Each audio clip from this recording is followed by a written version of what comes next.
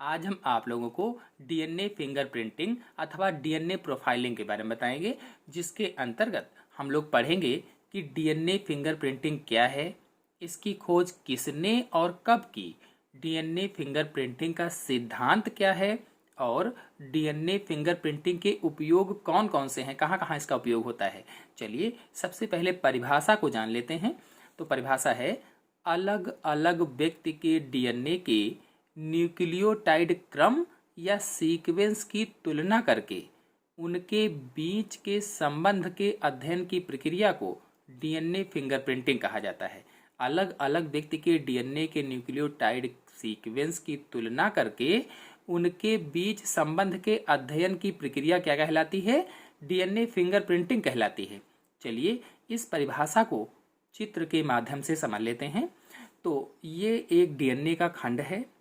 हम लोग पिछले वीडियो में पढ़ चुके हैं कि डीएनए डबल हेलिक्स होता है जो न्यूक्लियोटाइड्स के जुड़ने से बनता है।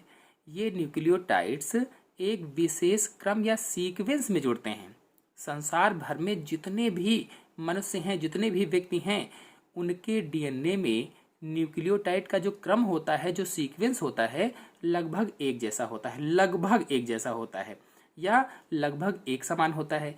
लेकिन डीएनए में कुछ ऐसी भी जगहें होती हैं, कुछ ऐसे भी स्थान होते हैं, कुछ ऐसी भी एरिया होती हैं जहां न्यूक्लियोटाइड क्रम या सीक्वेंस में अंतर होता है, अथवा कहें तो कुछ जगहों पर डीएनए बिल्कुल यूनिक होता है, सबसे अलग होता है। अर्थात डीएनए में कुछ एरिया ऐसी होती हैं जो हर व्यक्ति से एकदम अलग होती हैं।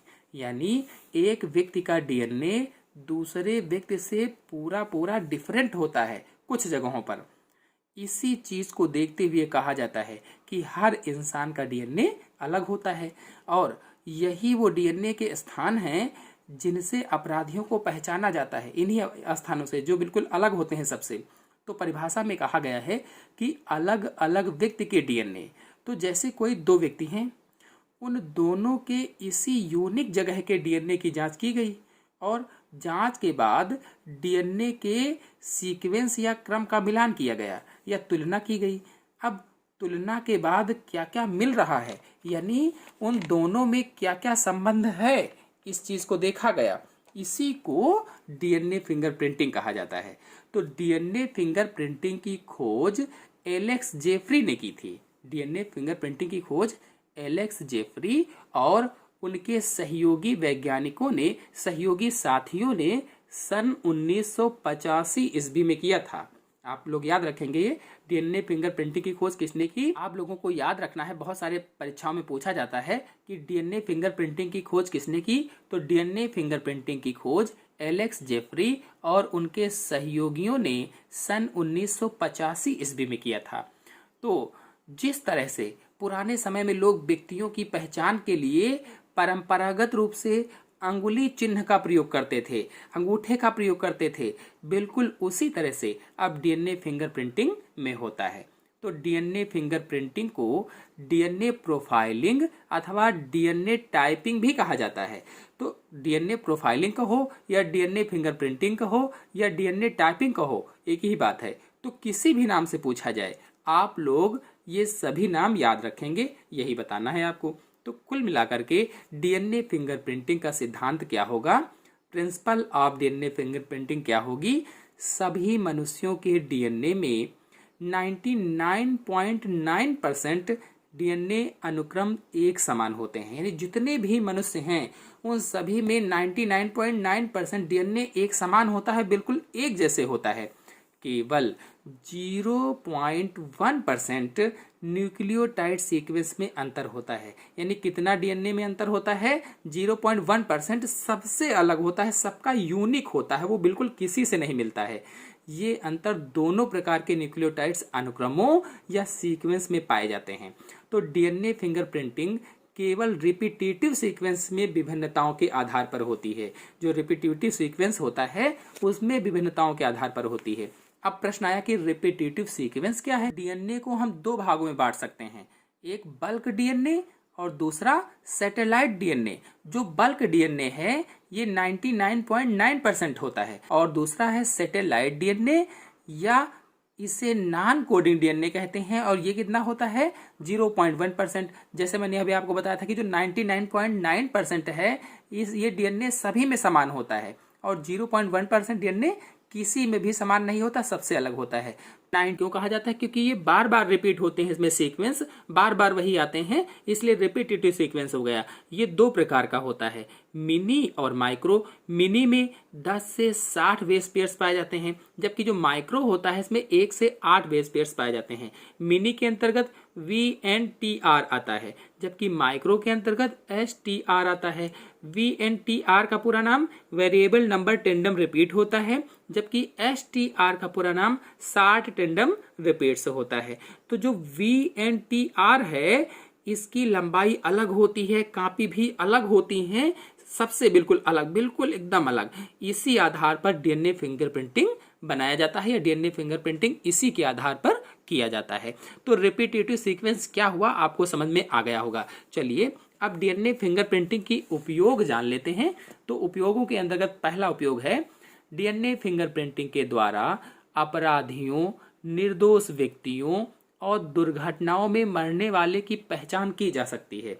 अर्थात डीएनए फिंगरप्रिंटिंग से जो अपराधी होते हैं, जैसे किसी ने कहीं चोरी की हो, किसी ने कोई कत्ल किया हो, मर्डर कर दिया हो, किसी ने किसी को मारा पीटा हो, तो उसकी उंगलियों की छाप, ब्लड सैंपल आदि से डीएनए फिंगरप्रिंटिंग के द्वारा उसे खोजा जाता है और जब असली दोषी व्यक्ति मिल जाएगा तो निर्दोष व्यक्ति की पहचान हो जाती है, या फिर निर्दोष व्यक्ति के डीएनए को लेकर के उस मौके पर पाए जाने वाले डीएनए से मिलान करके भी देख लिया जाता है। और मिलान के बाद यदि निर्दोष हुआ तो डीएनए नहीं मिलेगा तो समझ लीजिए कि वो निर्दोष है। इसी प्रकार से जो बहुत सी दुर्घटनाएं हो जाती हैं उनमें भी किया जाता है, इस तरह से पहचान होती है। फिर दूसरा है, इसके द्वारा कुटुंब के सदस्यों के बीच रुधिर संबंधों को ज्ञात किया जाता है। मतलब कौन किसका भाई है या नहीं है, या फिर कोई किसी घर का सदस्य है या नहीं है उस घर का, तो लोगों के खून का रिलेशन है या नहीं है, ये भी डीएनए फिंगरप्रिंटिंग के माध्यम से ज्ञात किया जाता है। फिर अगला है, वल्दियत के झगड़ों का निपटारा भी डीएनए फिंगरप्रिंटिंग के द्वारा किया जाता है। अर्थात डीएनए फिंगरप्रिंटिंग के द्वारा किसी संतान के पिता होने की पुष्टि की जाती है। जैसे किसी ने बोल दिया कि ये मेरा लड़का नहीं है, मैं इसे जमीन जायदाद नहीं दूंगा, तो डीएनए के द्वारा पहचान करके उसे उसका हक दिलाया जाता है। इसी तरह से जो अनचाहे बच्चे हो जाते हैं, तो होने पर बहुत से बार आप लोगों ने देखा होगा कि लड़का मना कर देता है कि हाँ ये मेरा लड़का नहीं है, उस स्थिति में भी डीएनए के द्वारा पहचान करके उसका हक दिलाया जाता है।